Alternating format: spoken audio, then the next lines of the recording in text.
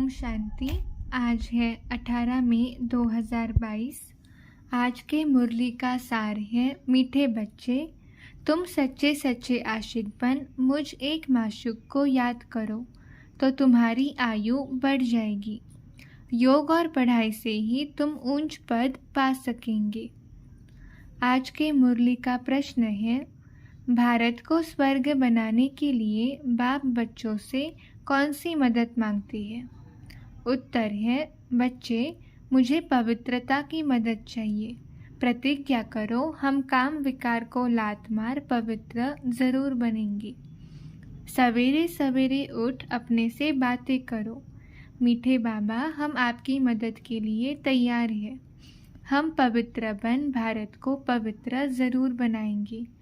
हम आपकी शिक्षा पर जरूर चलेंगे, कोई भी पाप का काम नहीं करेंगे।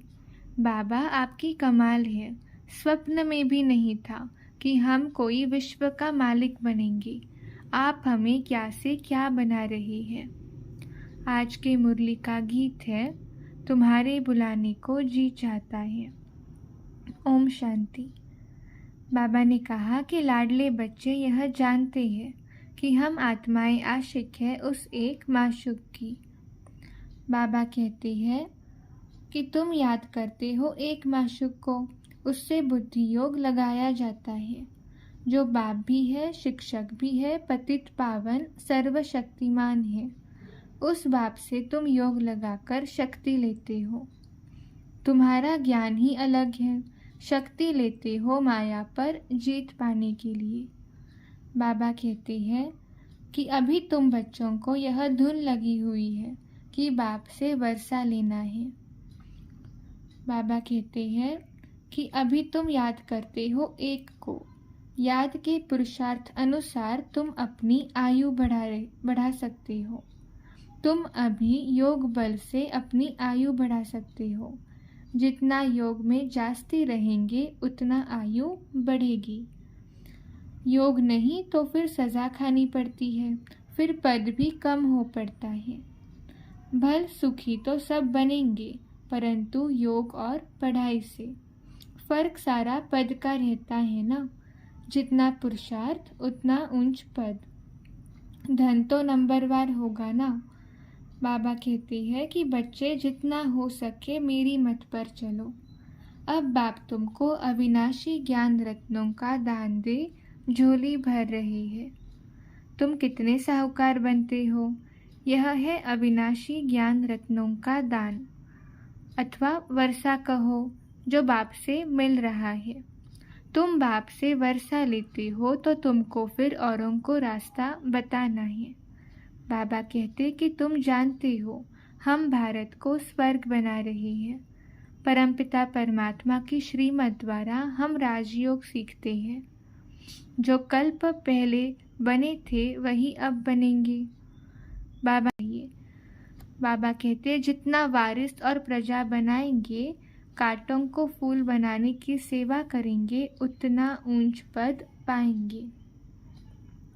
बाबा कहते हैं कि अभी तुम बच्चों को परमपिता परमात्मा माशूक मिला है, जो तुमको विश्व का मालिक बनाते हैं। तो उनकी कितनी याद करनी चाहिए। ऐसे बाप को तो बहुत याद करना चाहिए। तुम ही बाप को जानते हो और कोई भी साधु संत आदि बाप को नहीं जानते। बाबा कहते हैं कि यहाँ तुम सबकी एक अद्वैत मत है। मनुष्य से देवता बनने की मत मिलती है बाप द्वारा। अभी बाप आए हैं तो उनका सच्चा सच्चा आशिक बनना चाहिए। बुद्धि योग और कहा भी भटकना नहीं चाहिए। गृहस्थ व्यवहार में भल रहो, परंतु कमल फूल समान। बाबा कहते हैं कि सूत ही सारा मुंझा हुआ है, सिवाय बाप के कोई उसको सुलझा न सके। बाबा कहते हैं कि पिछाड़ी में आने वाले बहुत आगे जा सकते हैं, देरी से आने वाले और ही दिन रात योग में मस्त हो लग पड़ेंगे। दिन प्रतिदिन पॉइंट्स बहुत अच्छी मिलती रहती है। बाबा कहते हैं कि इस याद से ही तुम सदैव के लिए निरोगी बनेंगे। तो उस धंधे में लग जाना चाहिए ना। इसमें स्थूल कुछ भी करने का नहीं है।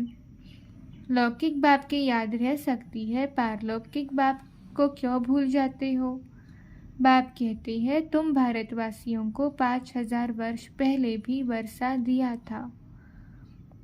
तुम सूर्यवंशी थे, फिर चंद्रवंशी, वैश्यवंशी बने, अब फिर ब्राह्मण वंशी बनाने आया हूँ।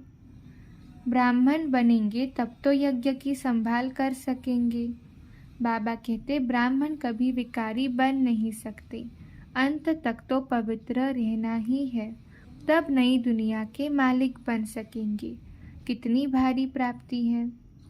बाबा कहते हैं कि ईश्वर को जानते ही नहीं तो बल मिले कैसे? बल तुमको मिला है। बाप खुद कहते हैं, हम तुमको स्वर्ग का मालिक बनाने आया है। तुम थोड़े समय के लिए पवित्र नहीं रह सकते। तो बाबा कहते, क्रोध है सेकंड नंबर भूत, बड़े ते बड़ा भूत है काम का। सतयुग में भारत वाइसलेस था, कितना सुखी था।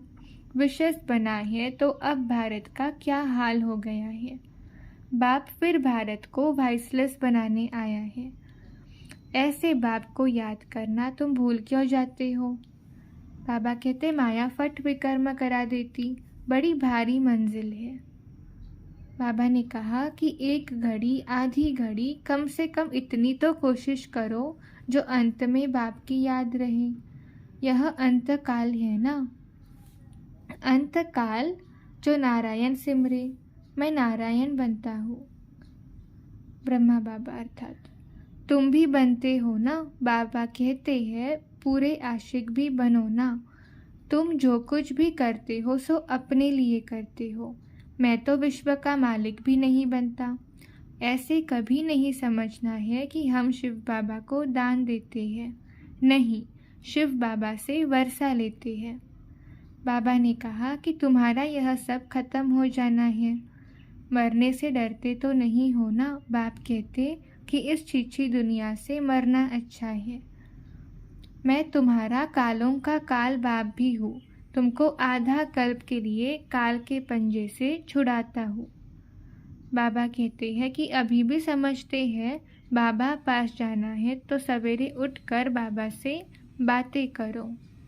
बाबा आपकी तो कमाल है, स्वप्न में भी नहीं था कि आप आकर हमको स्वर्ग का मालिक बनाएंगे।